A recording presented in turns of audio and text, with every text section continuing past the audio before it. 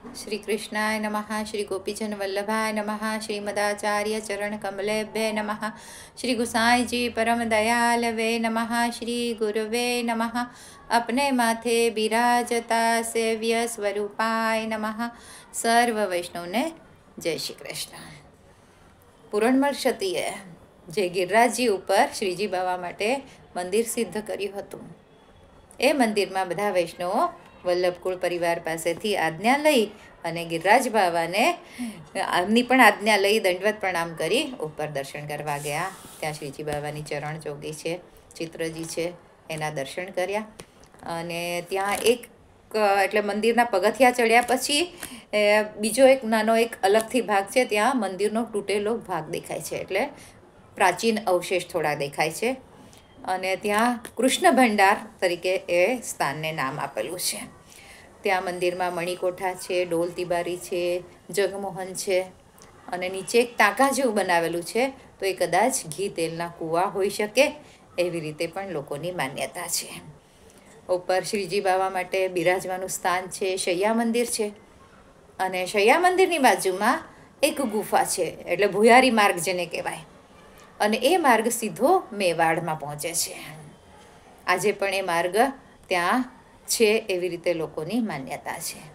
અને આ માર્ગથી જ શ્રીજી બાવા અજબ કુંવરબાઈને મળવા જતા એમની સાથે ત્યાં ચોપાટ ખેલવા મેવાડ પધારતા. અને આ માર્ગથી પાછા અહીંયા ગિરિરાજજી પર આવી જતા. અને આ પ્રાચીન વૈષ્ણવ આ ગુફાને સઘન કંદરા એવી રીતે પણ ઓળખાવે છે. ત્યાં મહાપ્રભુજીની બેઠકજી પણ છે, પણ એ બેઠકજી ગુપ્ત છે.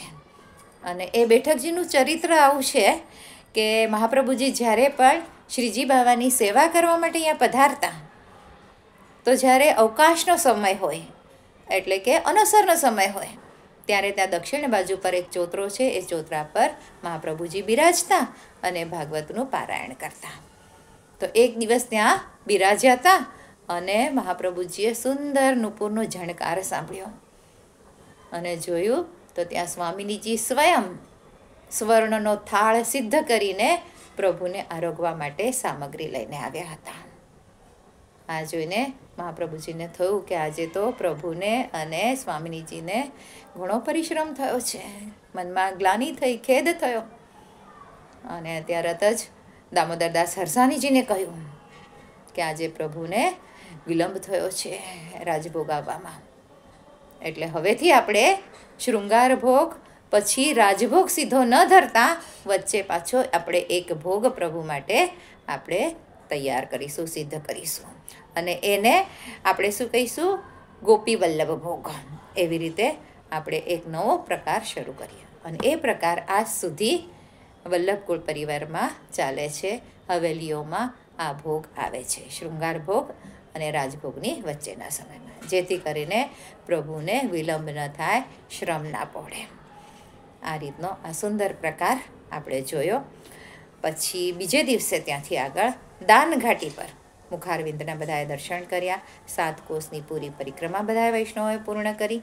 અને ગિરિરાજજીની જે પરિક્રમા હોય છે, તો વ્રજની યાત્રાએ જેટલા પણ વૈષ્ણવો આવે છે એ બધા જ યથાશક્તિ ગિરિરાજજીની પરિક્રમા અવશ્ય કરે છે. પરિક્રમા વધારે કરીને બધા ખુલ્લા પગે અને ચાલીને કરતા હોય છે. આ પરિક્રમા 3 પ્રકારની હોય છે, 5 કોસની, 7 કોસની અને 9 કોસની. અને ગોસ્વામી બાલકોની આજ્ઞાથી દંડવતી પરિક્રમા પણ ઘણા વૈષ્ણવો કરતા હોય છે.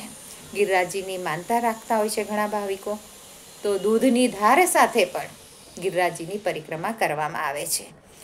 અને મહાપ્રભુજીને દંડવત કરીને આજ્ઞા લઈને આ પરિક્રમા શરૂ કરવામાં આવે છે. અને હંમેશા પરિક્રમા જ્યારે આપણે કરતા હોઈએ ત્યારે આપણા જમણા હાથ તરફ ગિરિરાજજી આવે, એટલે ગિરિરાજજીના સતત આપણને દર્શન થતા રહે.